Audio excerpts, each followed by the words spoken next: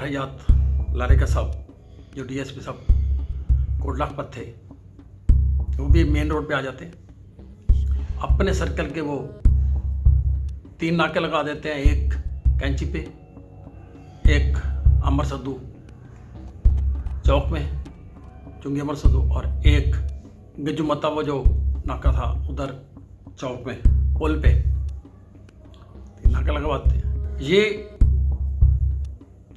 आता है पहला नाका, इसने रोकने की बजाय ब्रेस्ट मारे मुलाजमों पे, राहगीरों पे और क्रॉस किया। दूसरा नाका भी इसी तरह क्रॉस किया, मुलाजमों पे फायरिंग की। अब डीएसपी साहब की हमें कॉल आई कि अगला नाका आप लोगों का है, तो हिम्मत करनी है, ये इसे पकड़ने की कोशिश करनी है। अगला नाके पे मैं तब एएसआई था और वो मेरी निगरानी में था नाका। जितने मुलाजिम थे, मैंने इसकी गिरफ्तारी के लिए पहले भी काफ़ी कोशिश करता रहा था। तकरीबन पाकिस्तान का कोई ज़िला नहीं छोड़ा था मैंने, जहाँ पे इसकी गिरफ्तारी के लिए मैंने रैकी ना की हो, गया ना हो, रहा ना हो। कराची, इलाका गैर, क्वेटा, इस्लामाबाद, कश्मीर। लिहाजा मुझे इसका बहुत पता था कि बहुत बड़ा दहशत गर्द है। वहाँ 10, 15, 20 मुलाजम मारने, शहीद करने, इसके लिए कोई मायने नहीं रखता। ये मारेगा और जाएगा। और ख़ास तौर पे मेरी जो जगह थी वो हमारा आखिरी नाका था। उस नाके के बाद इसका डिस्ट्रिक्ट शुरू हो जाता था। आगे रोड भी खुले थे, आगे रोड इसने लेफ़्ट राइट रोड काफ़ी देखे हुए थे और उसके लिए आसानी थी। फिर ये पकड़ा नहीं जा सकता था। ये आखिरी नाका था अगर ये पकड़ा जाता था। जहाँ मैं खड़ा था, मैं फिरोजपुर रोड पे खड़ा था, नाके क्रॉस करके, और वहाँ से लेफ़्ट एक रास्ता जाता था जो कि इसका राइट बनता है, वो रायगढ़ की तरफ। तो वो भी उसके घर उधर नज़दीक है, गलियाँ जानता है, बाज़ार जानता था, वो रोड जानता था।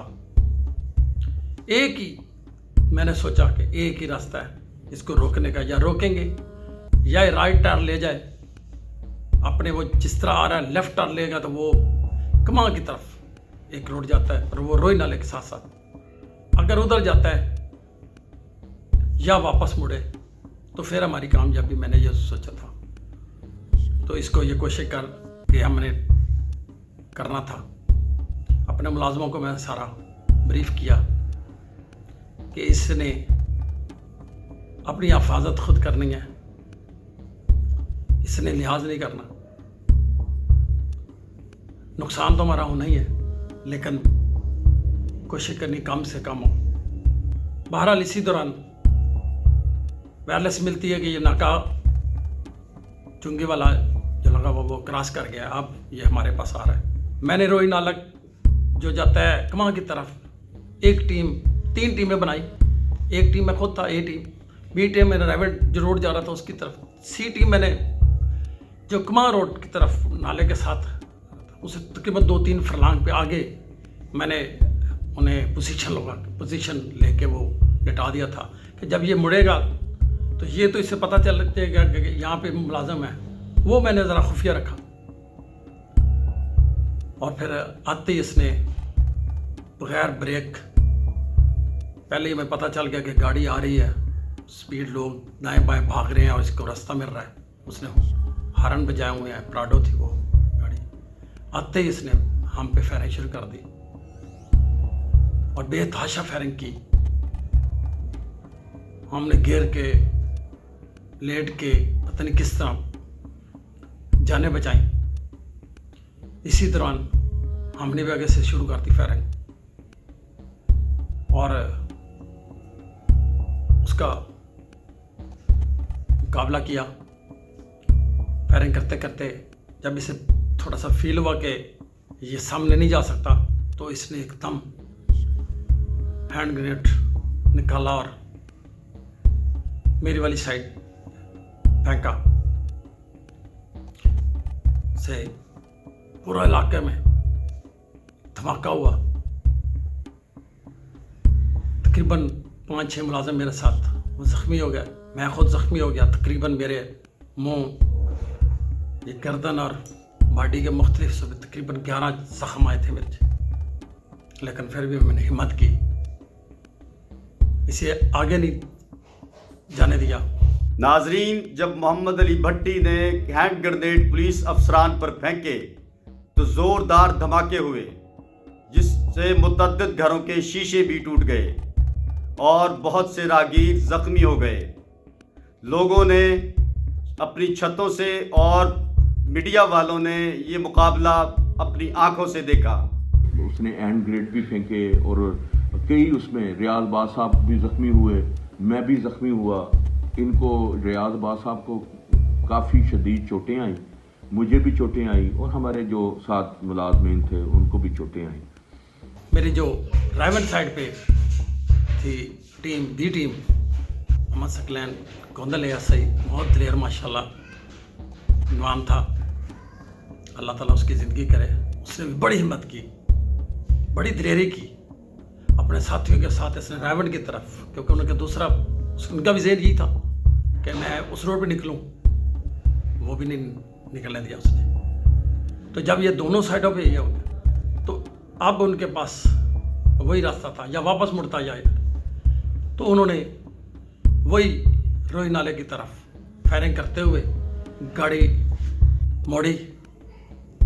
तो गाड़ी मुड़ते ही मेरी टीम सी, जो मैंने लिटाई हुई थी खुफिया, लड़किया के आपकी तरफ आ रहा है, तो उन्होंने माशाल्लाह आगे से फायरिंग शुरू कर दी।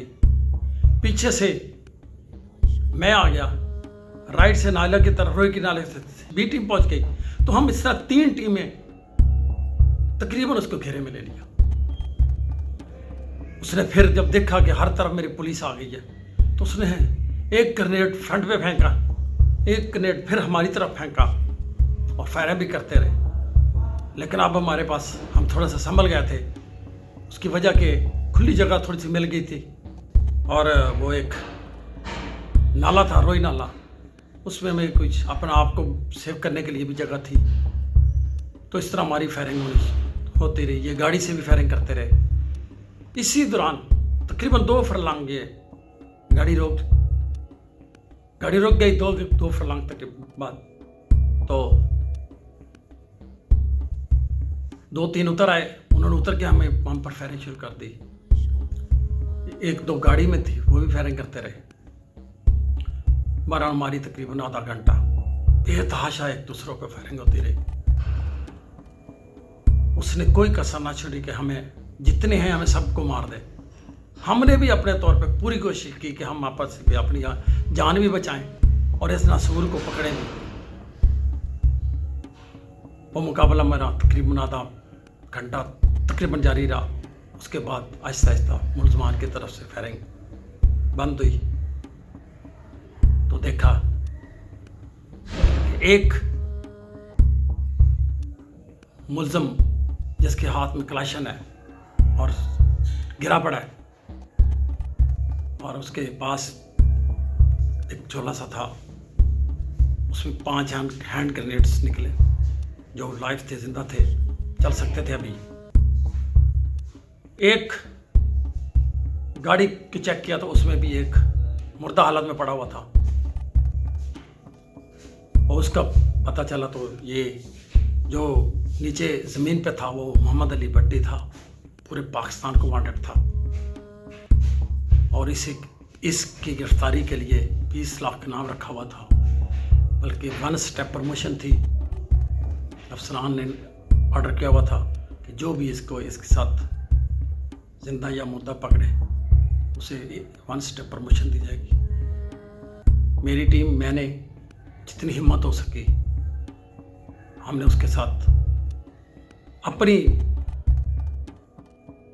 जितनी कोशिश हो सकती थी कि मेहनत करके और मुकाबला किया, दिलेरी से मुकाबला किया।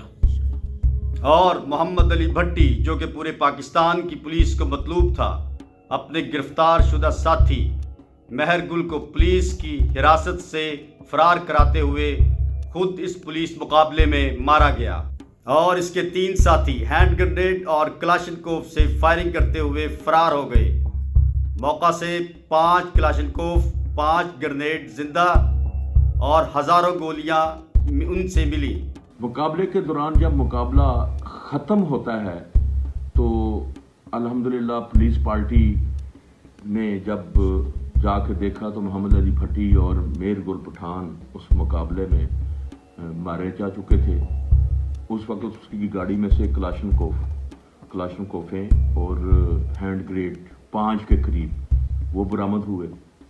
तो रोई में जो कि हमारे पंजाब के मतलब मैं तो कहूँगा पंजाब के one of the best inspector है रियाज अब्बास, इसकी टीम ने फिर इसको आगे, हम तो खैर पीछे थे, इसकी टीम ने इसको फिर रोका। फिर रोक के रोई के करीब, मुझे तारीख भी याद है, 30/5/1998 को फिर एक बड़ा डेस्परेट इनकाउंटर हुआ। इसके पास ग्रेनेड थे, तो ये इसने ग्रेनेड, मुझे याद है रियाज अब्बास पे ग्रेनेड फेंके थे। तो लेकिन वो ग्रेनेडों के थैले मुझे अभी भी याद है कि वो ग्रेनेड फिर हमने वो, क्योंकि हम तो इतने एक्सपर्ट नहीं थे, तो फिर बम डिस्पोजल वाले भी आए, फिर वो हमने उसको फिर उनको पकड़ा, फिर क्लाशनकोफें पकड़ी गई। नाजरीन, इस खूनी मुकाबला में एक दहशतगर्द ने पुलिस अफसरान पर हैंड ग्रेनेड फेंके जिससे वो शदीद जख्मी हो गए, लेकिन अपनी जानों की परवाह ना करते हुए इस जालिम का मुकाबला करते रहे। इस मुकाबला में रियाज अब्बास ASI को हैंड ग्रेनेड के शदीद 11 जख्म आए और उनके साथी मोहम्मद सकलैन ASI और कई दूसरे मुलाजमीन शदीद जख्मी होकर जिंदगी और मौत की कशमकश में मुब्तला रहे। IG साहब और दूसरे पुलिस अफसरान मौका पर पहुंच गए और उन्होंने ASI रियाज अब्बास और उनकी टीम को शाबाश दी और नकद इनाम 20 लाख रुपए दिया और उसको बहादुरी और जुर्रत का मुजाहरा करने पर ASI से सब इंस्पेक्टर के ओहदे पर तरक्की दी गई और उनकी टीम को भी प्रमोशन दी गई। अफसरान वाला वहाँ सारे पहुँच गए। उन्होंने तमाम टीम जितनी भी टीम इस में काम कर रही थी उनको शाबाश दिए। और आपको एक बात और बताता जाऊं कि मोहम्मद अली भट्टी सूबा पंजाब को मतलूब नहीं था, बल्कि ये चारों सूबों को मतलूब था। इसने वज़ीर आज़म नवाज शरीफ का कोई एक रिलेटिव भी उठाया, उससे भी तवान लिया और उसकी गाड़ी भी छीन के ले गया। हमारे कई पुलिस मुलाजमिन को इन्होंने हैंड ग्रेनेड फेंक के ज़ख्मी किया, जिसमें एक हमारे SP साहब भी थे, वो भी ज़ख्मी हुए।